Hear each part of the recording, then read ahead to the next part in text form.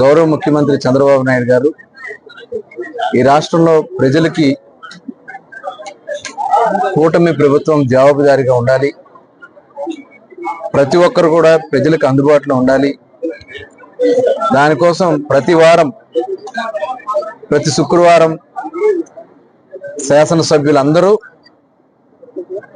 వారి వారి నియోజకవర్గాల్లో ప్రజల నుంచి అర్జీలు స్వీకరించుకుని ఆ సమస్యలు పరిష్కారం చేయడానికి కార్యాచరణ చేసుకున్నాం.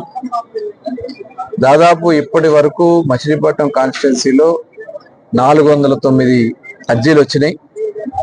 వివిధ డిపార్ట్మెంట్స్ సంబంధించినటువంటి అర్జీలన్నిటి కూడా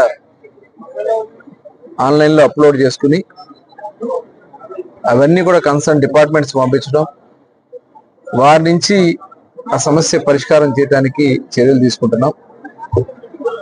ఇప్పటి వరకు ఇంకా పెండింగ్ వచ్చి 57 ఉన్నాయి.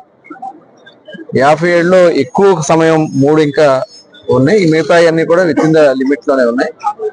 54 సమయం ఉంది. ఆ సమయం ప్రకారం అవన్నీ కూడా పరిష్కారం చేయడానికి కృషి చేయడం జరుగుతుంది. ఈ రోజు కూడా మరి అర్జీలు ఇచ్చారు, అన్ని కూడా తీసుకున్నాం. ముఖ్యంగా పెన్షన్స్ కానీ అలాగే కొన్ని జాబ్స్ విషయం కానీ ఇవన్నీ కూడా చెప్పారు. ఇవన్నీ కూడా రేపు జాబ్ మేళా కండక్ట్ చేసి యువతకి మచిలీపట్నం కాన్స్టిట్యున్సీలో మే నెలలో జాబ్ మేళా కండక్ట్ చేయడానికి ఒక ప్రణాళిక తయారు చేసుకుంటున్నాం. అదే కాకుండా ఒక ఇండస్ట్రీస్ కూడా యువతకి ఉద్యోగ అవకాశాలు, ఉపాధి అవకాశాలు కల్పించడానికి ఎంఎస్ఎంఈ స్కీమ్స్ కూడా ప్లాన్ చేస్తున్నాం. ఈ ఎంఎస్ఎంఈ స్కీమ్స్ లో మరి ఇండస్ట్రీస్ డిపార్ట్మెంట్ వాళ్ళని, అలాగే ఫిషరీస్, అలాగే యానిమల్ హస్బెండరీ, ఇంకా మహిళలకు సంబంధించి కూడా కొన్ని కార్యక్రమాలకి రూపకల్పన చేయడం జరుగుతుంది. ఇవన్నిటికీ ఇంట్రెస్ట్ ఉన్న వాళ్ళందరి దగ్గర కూడా అర్జీలు స్వీకరించడం జరుగుతుంది. త్వరలోనే నెంబర్ కూడా, ఫోన్ నెంబర్ ఇవ్వడం జరుగుతుంది, లేకపోతే వాట్సాప్ నెంబర్కి ఎవరైతే ఇంట్రెస్ట్ ఉన్నారో వాళ్ళు రిజిస్టర్ చేసుకుంటే వాళ్ళందరికీ కూడా ఇవాళ ఎలాంటి అవకాశాలు ఉన్నాయి అవన్నీ కూడా వాళ్ళకి ఎక్స్ప్లెయిన్ చేసి ట్రైనింగ్స్ కూడా ఏర్పాటు చేసి మరి సంబంధిత డిపార్ట్మెంట్స్తో కూడా డిస్కస్ చేసి వాళ్ళకి ఉపాధి అవకాశాలు కల్పించడానికి ఒక కార్యాచరణ తయారు చేసుకుంటున్నాం. దానికి గౌరవ ముఖ్యమంత్రి గారు ఏర్పాటు చేసినటువంటి యంగ్ ప్రొఫెషనల్స్ను కూడా దాంట్లో ఇన్వాల్వ్ చేయడం జరిగింది.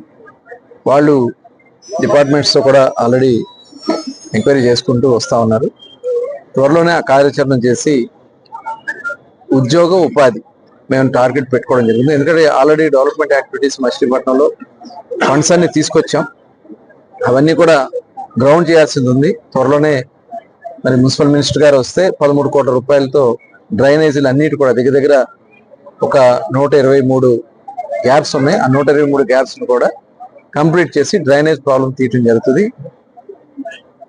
ఈరోజు కొన్ని చూస్తా ఉంటే అసలు లేదు, అన్ని ట్యాంక్స్ ఫుల్ చేసాం, మంచినీళ్ళకి ఎక్కడ ప్రాబ్లం రాకుండా, ఎక్కడైతే శివారు ప్రాంతాలకి నీళ్లు అందరూ అక్కడ కూడా వాటర్ ట్యాంక్స్ ఏర్పాటు చేయడం జరిగింది. మంచినీళ్ళది సమస్య లేదు. తాత్కాలికంగా ఎక్కడైనా ఇబ్బందులు వచ్చినా ఇమ్మీడియట్ గా దాన్ని రెక్టిఫై చేస్తాం తప్ప water tank, summer storage tank నిండే మచిలీపట్నం, కరవటూరులో సమ్మర్ స్టోరేజ్ ట్యాంక్ లో వాటర్ ఫుల్ గా ఉంది, పొంబల చెరువులో వాటర్ ఫుల్ గా ఉంది. అలాగే చెరువులు, గ్రామ చెరువులు అన్ని కూడా ఫిల్ చేసాం, ఎక్కడ కూడా ప్రాబ్లం